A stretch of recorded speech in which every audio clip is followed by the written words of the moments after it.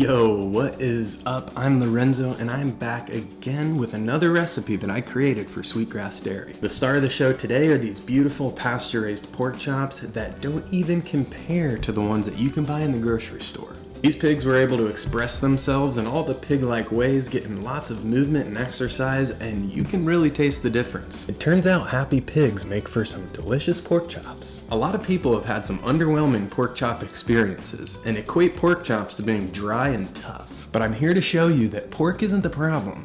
It's whoever was cooking the pork chop for you in the first place. Now, let's get cooking. Alright, so this recipe does start out with a 4 to 12 hour brine and some leftover pickle juice. If you don't have the time for this, it's not a big deal. It's gonna make a big difference in flavor and texture, but these pork chops are so good, you don't need to brine them. These pork chops went about 4 hours for me, and I took them out of the brine and patted them dry, and I'm gonna set them off to the side so they can come up to room temperature. Now, every good kitchen experience starts with being organized and well prepared before you actually start cooking. So I chopped my onions, chopped my garlic, set those aside.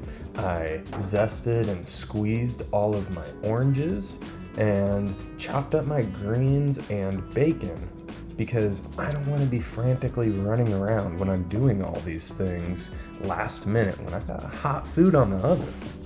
Now, full disclaimer, this recipe does take 2 or 3 pans, but it'll all make sense when we're doing it, and most of these things can be done and set aside while we're actually cooking the pork chops. So you're not going to be juggling 3 different things all at once. Once all of your ingredients are chopped up, your citrus is squeezed, it is time to finally start cooking.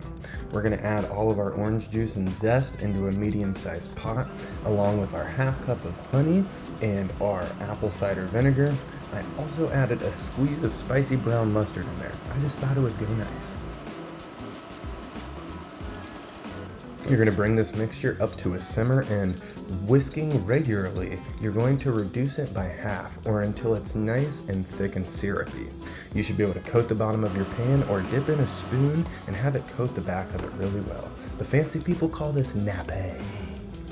Set your syrup off to the side, and in another pan, you're going to bring your polenta liquid up to a boil, drop in your polenta, and give it a whisk for 5-ish minutes until it is a desired texture. The best way to tell if this stuff is done, if it's thickened up quite a bit, and you can taste it for texture. You don't want any super grainy, crunchy pieces. So if it's nice and smooth and creamy, you can set that off to the side. For our Fat Daddy pork chops, I am searing them really well on both sides, making sure to sear that top fat cap to render out some of that fat. And once both sides are nice and golden brown, I'm going to set them aside on the sheet tray and dump in my bacon to get that rendering as soon as I can. My pork chops are going into a 400-degree oven for about 6 or 7 minutes, and I'm working my bacon until it's about 50% of the way cooked and crispy. Once we get there, I'm adding in my red onion, my garlic, and cooking those down until they're nice and soft. I deglazed my pan with a little bit more of that pickle juice. You could use apple cider vinegar or Worcestershire, and then I dropped in my greens and cut off the heat from my pan, and just let the residual heat kind of wilt those bad boys down.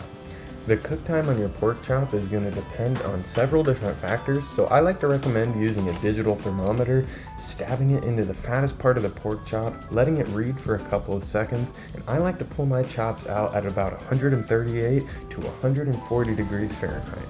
Let your pork chops rest out of the oven for about 10 minutes, and carryover cook time will bring it up just a couple of degrees, so you're snacking on a delicious pink medium pork chop.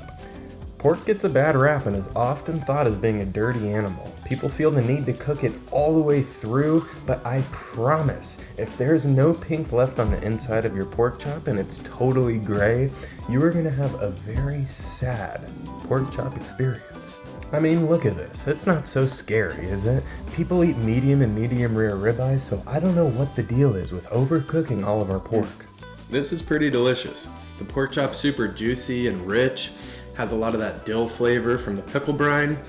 The polenta is nice and creamy. It's got a good texture. There's some heat and fattiness coming off of the greens. And the sweetness from the orange just ties it all together. Yo, pork chops don't have to be boring. You just gotta know how to cook them. Be cooking.